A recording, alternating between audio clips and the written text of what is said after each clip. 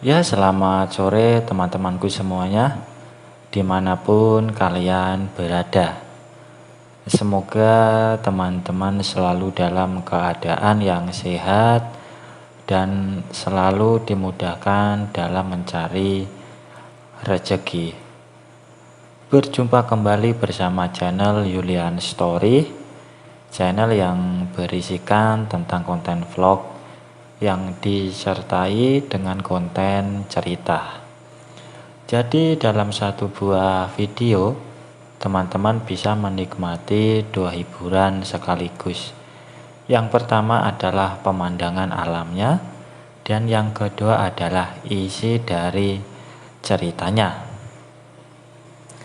Baik teman-teman, untuk cerita kali ini sudah sampai di part 9 ya. Kisah dari si Arya.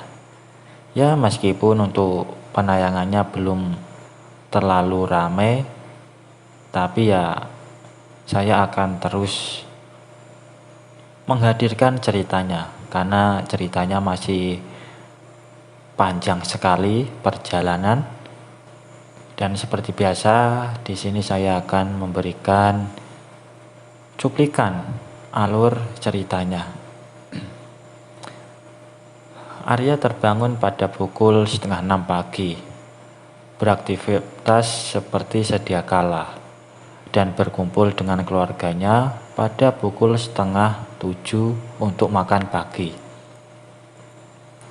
Aktivitas pagi yang selalu sama dengan yang sebelum-sebelumnya, tapi sekarang ayah dan ibunya yang terlebih dahulu berangkat, sedangkan Arya berangkat ke kampus setelahnya. Ayahnya kemudian menyuruh Arya membuka pintu gerbang rumah dan pintu depan garasi. Ayahnya pun kemudian mengeluarkan mobilnya hingga di jalan. Sepeninggalan ayah dan ibunya, Arya tutupi semua pintu rumah dan mempersiapkan diri untuk berangkat ke kampus. Ketika hendak berangkat, Arya mendapat telepon dari Rahman bahwa hari ini kuliahnya ditiadakan karena dosen yang mengajar sedang sakit meriang biasa. Arya kemudian memutuskan untuk berangkat jam 8 dengan perkiraan sampai di kampus pukul 9. Daripada di rumah, mending ngampus saja. Lagi pula Rahman juga bilang kepada Arya, dia berada di kampus hari ini. Lalu Arya pun membuat teh tarik kesukaannya. Sambil menyulut dan hilmil kesukaannya, Arya duduk di ruang TV keluarga dan menyetel TV.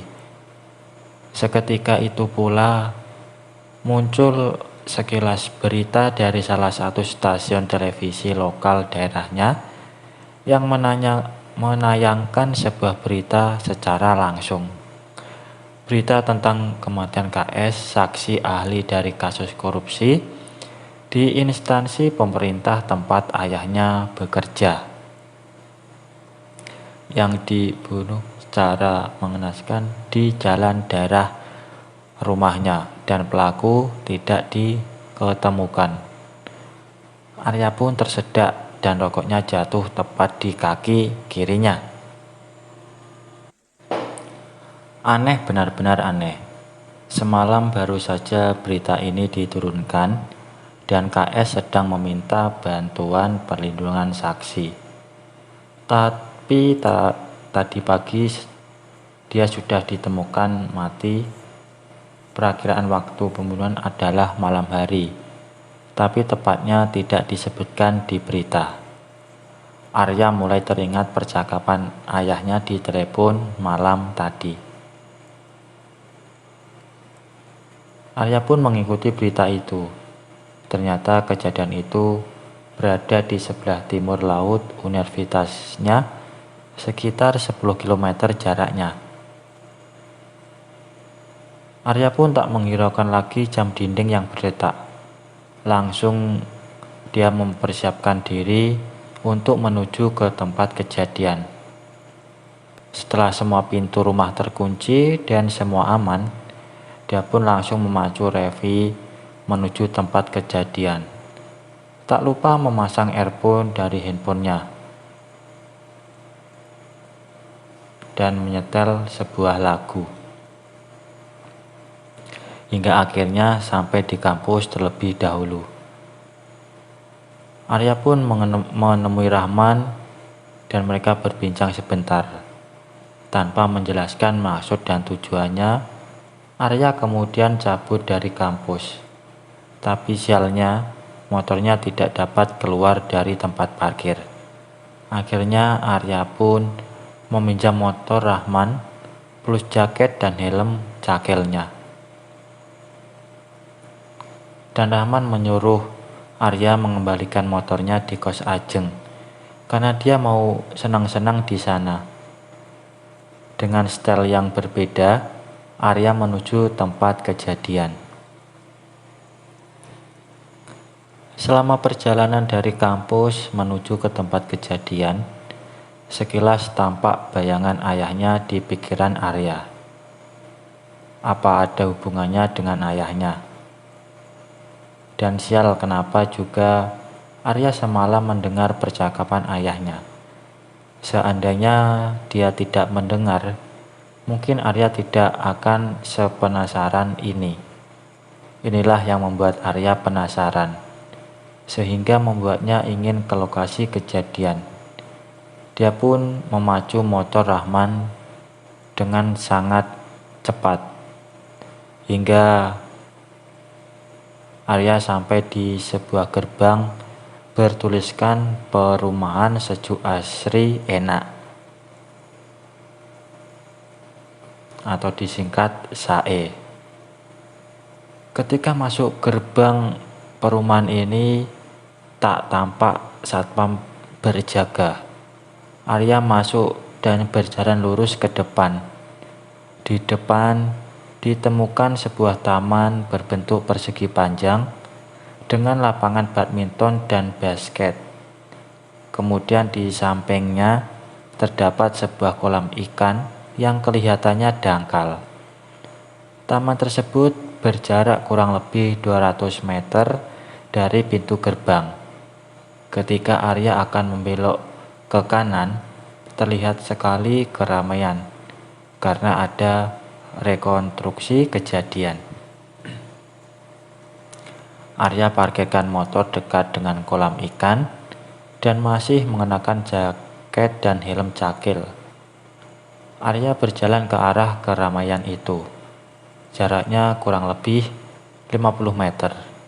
Sesampainya di sana, Arya berada di belakang barisan orang-orang yang menonton, tampak pula para reporter televisi sedang meliput kejadian tersebut. Di depannya berdiri dua orang yang berpenampilan rapi berbaju hitam.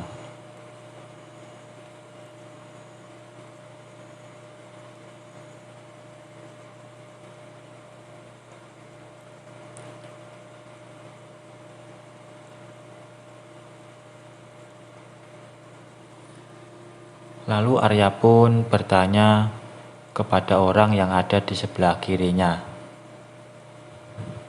Lalu Arya kemudian kembali ke motornya. Dia duduk di pinggir kolam ikan. Tampak pula seorang reporter wanita dan kameramen televisi dari stasiun televisi sedang mengobrol.